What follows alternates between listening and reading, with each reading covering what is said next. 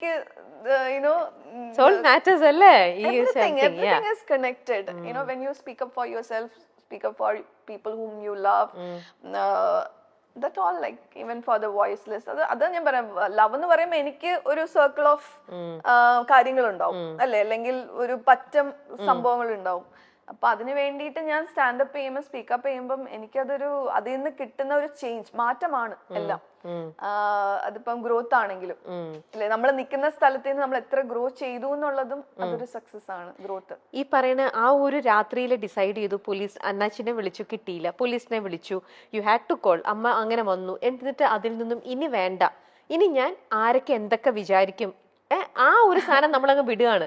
ഇനി ആരെന്ത് വിചാരിച്ചോട്ടെ, ഞാൻ ഇതിൽ നിന്നും എനിക്ക് ഇറങ്ങണം എന്നുള്ളൊരു ഡിസിഷൻ എടുത്ത് മുന്നോട്ട് വരികയാണ്.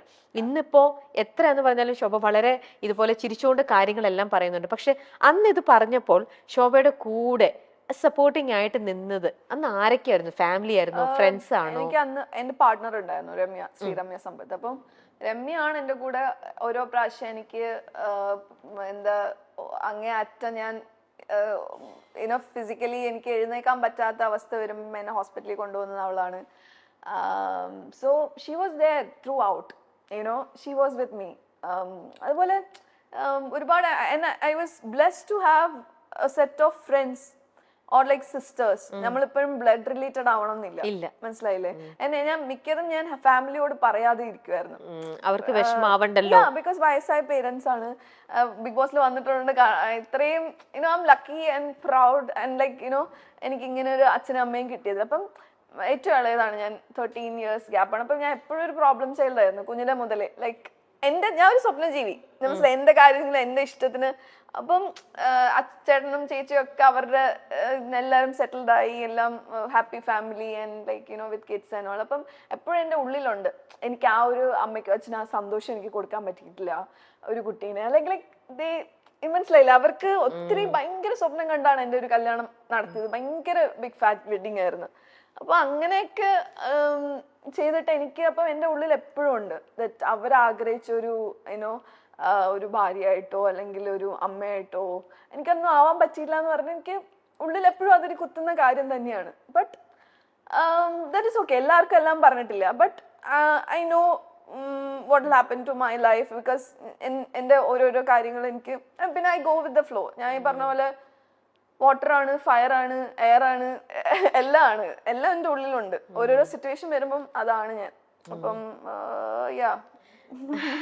അല്ല, നമ്മൾ ആരും നല്ലതാണ് നമ്മൾ എല്ലാവരും ആഗ്രഹിക്കുന്നത്. പക്ഷേ അൺഫോർച്ചുനേറ്റ്ലി നമുക്ക് ലൈഫിലേക്ക് ഇങ്ങനെയൊക്കെ വരികയാണ്. നമ്മൾ വിചാരിക്കും നമ്മൾ എന്ത് തെറ്റ് ചെയ്തിട്ടാണ് നമ്മൾ ഇതൊക്കെ, നമുക്ക് നല്ല പാരന്റ്സ് ആണ്. അത് സ്റ്റോപ്പ് ചെയ്യണം എന്നാണ് ഞാൻ പറഞ്ഞു വരുന്നത്. ആ തോട്ട്സ് ഉണ്ടല്ലോ, പക്ഷെ ഒന്നും ചെയ്യാത്ത ഇത്രയും നല്ല പ്ലസന്റ് ആയിട്ടുള്ള നല്ല ഒരു ശോഭ ഒരു ഹാമോ ഒന്നും ചെയ്തിട്ടില്ല. തലേവരെ നമ്മൾ പറയില്ലേ, ദൈവം എന്തിനാണ് ഇത്രയും നല്ല പാരന്റ്സിന് ഇങ്ങനെ നല്ലൊരു കുട്ടിയെ കൊടുത്തു, ആ കുട്ടിക്ക് ഇങ്ങനത്തെ കുറച്ചൊരു ലൈഫിൽ നമ്മൾ ഒരിക്കലും ആഗ്രഹിക്കാത്ത ട്രോമ. പക്ഷെ ആ ട്രോമേനെ ട്രോമയായിട്ട് കാണാതെ ആ ട്രോമേനെ ഒരു ഡ്രൈവിംഗ് ഫോഴ്സ് ആയിട്ട് കാണാം നമ്മുടെ ലൈഫിൽ. ആ ഡ്രൈവിംഗ് ഫോഴ്സ് വേണമായിരുന്നു ശോഭയ്ക്ക് മുന്നോട്ടുള്ള ലൈഫിലേക്ക്. സംടൈംസ് ആ ഒരു കേസിൽ ഞാൻ പുറത്ത് വന്നപ്പോ literally I fell like a freedom fighter phoenix. Because അതിനെ ഞാൻ എന്താ ഒരു ചിരാഗായിട്ടാണ് ഞാൻ, ചിരാഗൊന്നും പറയുന്നില്ല, ഒരു എന്താ പറഞ്ഞ ഒരു ഭയങ്കര ഒരു എന്താ ഒരു ഉള്ളില് ഞാൻ അതിനെ വേറൊരു ഫോഴ്സ് ആയിട്ടാണ് ഞാൻ കൊണ്ടുവന്നത്, മനസ്സിലായില്ലേ? എനിക്ക് വേണമെങ്കിൽ ആത്മഹത്യ ചെയ്യായിരുന്നു, അല്ലെങ്കിൽ ആ മറ്റേ എന്താ ഫൈൻ അടച്ചിട്ടിരിക്കായിരുന്നു, പേടിച്ചിരിക്കായിരുന്നു, അല്ലെങ്കിൽ ഈ പറഞ്ഞ പോലെ അയാളുടെ അടുത്ത് എന്ത് വേണമെങ്കിലും എനിക്കിത്. പക്ഷെ അതല്ല എനിക്ക് എൻ്റെതായ ഒരു ഐഡന്റിറ്റി ഉണ്ട്. എനിക്ക് ഞാൻ ഇത്രയും നാൾ ഉണ്ടാക്കിയെടുത്ത ഗുഡ് വില്ല്, എൻ്റെ കൂടെ നിൽക്കുന്നവര്, ആ ഒരു എനിക്ക് എന്നെ കൊണ്ട് ഒരിക്കലും ഞാൻ അതിന് എന്താ അടിപ്പറ പറയില്ല, മനസ്സിലായില്ലേ എന്നുള്ള ഒരു കാര്യമാണ്. അതിൽ നിന്ന് പുറത്ത് വന്നപ്പോ ഞാൻ അതാ പറഞ്ഞ, ഇനി എനിക്ക് അത് കഴിഞ്ഞിട്ടും ഓരോ കാര്യങ്ങൾ വന്നിട്ടുണ്ട്. ഇപ്പോഴും ഞാൻ പറഞ്ഞില്ലേ, റീസെന്റ് ആയിട്ടും ഓരോ കാര്യങ്ങൾ ഞാൻ ഫേസ് ചെയ്യുന്നുണ്ട്. പലരും പറഞ്ഞോട്ടെ സൈബർ അറ്റാക്ക്, അതെ, oh my God, cyber bullying എന്ന് പറഞ്ഞാൽ എന്താ പറയണ, ഈ പറയുന്നവർക്കുണ്ടല്ലോ, ഞാൻ കേസും കൊടുത്തിട്ടിരിക്കുകയാണ്, സൈബർ ബുള്ളിങ്ങിനും അതുപോലെ ഡിഫമേഷനും ഫയൽ ചെയ്തിട്ടിരിക്കുകയാണ്. അപ്പം അതൊക്കെ ചെയ്യുമ്പോഴും നമുക്ക് വി നീഡ് ദാറ്റ് സ്ട്രെങ്ത്, മനസ്സിലായി? സംടൈം എപ്പോഴും നമ്മൾ ഇങ്ങനെ ഇരിക്കില്ല, ഈ പറഞ്ഞില്ല ബോൾഡ് ആണ് അത് ഇത് എന്നൊക്കെ പറയുന്നത്. ഐ ലൈക്ക് ടു പ്രൊജക്ട്, പക്ഷെ ഉള്ളിന്റെ ഉള്ളില് നമ്മൾ ഒരു ഷീൽഡ് ആണ് ചിലപ്പോ, മനസ്സിലായില്ലേ?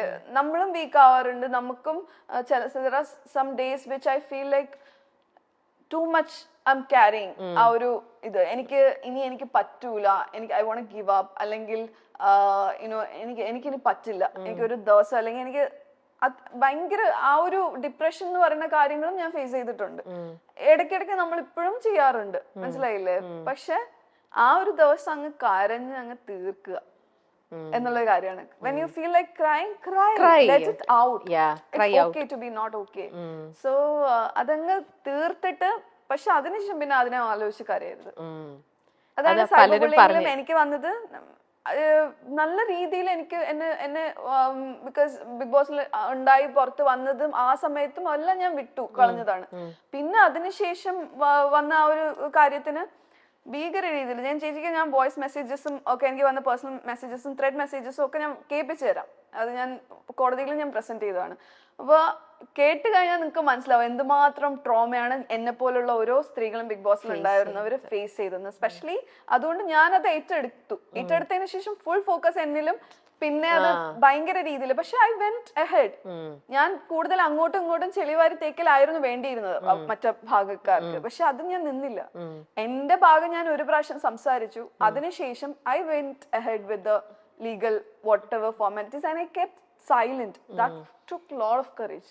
മനസ്സിലായി? നമുക്ക് ചില സമയം നമുക്ക് പൊട്ടിത്തെറിക്കണം, പലതും നമുക്ക് തോന്നും, സ്പെഷ്യലി എന്റെ സ്വഭാവത്തിന്. പക്ഷെ അവിടെ നമ്മൾ സൈലന്റ് ആയിട്ട് നിന്ന് ഫൈറ്റ് ചെയ്യുക എന്ന് പറയുന്നത് ഭയങ്കര ബുദ്ധിമുട്ടുള്ള ഒരു കാര്യമാണ്. പലരും പറഞ്ഞു നീ എന്താ ഇത് റിയാക്ട്, നീ എന്താ ചെയ്തത്? ബിക്കോസ് അങ്ങനെ പറയാനും ഇളക്കി വിടാനും ഒക്കെ ഒരുപാട് പേരുണ്ടാവും, മനസ്സിലായില്ലേ? That is what they want to see. അത് അവർക്ക് കാണണം എന്നുള്ളപ്പോ നമ്മൾ എന്തിനാണ് അത് ചെയ്തു കൊടുക്കുന്നത്? നമുക്ക് എന്ത് വേണം അതാണ് നമ്മൾ ചെയ്യേണ്ടത്. മറ്റുള്ളവർക്ക് എന്താ വേണ്ട അതല്ല. അതിനാണ് മനുഷ്യർക്ക് ഈ ഒരു സംഭവം ദൈവം തന്നിരിക്കുന്നത്. എന്നാൽ പോലും നമ്മൾ പല സമയം നമ്മള് ഓക്കെ തെറ്റ് നമ്മൾ, പക്ഷെ തെറ്റ് ചെയ്യാത്തവരാരും ആയിട്ടില്ല. അത്രേ ഉള്ളൂ.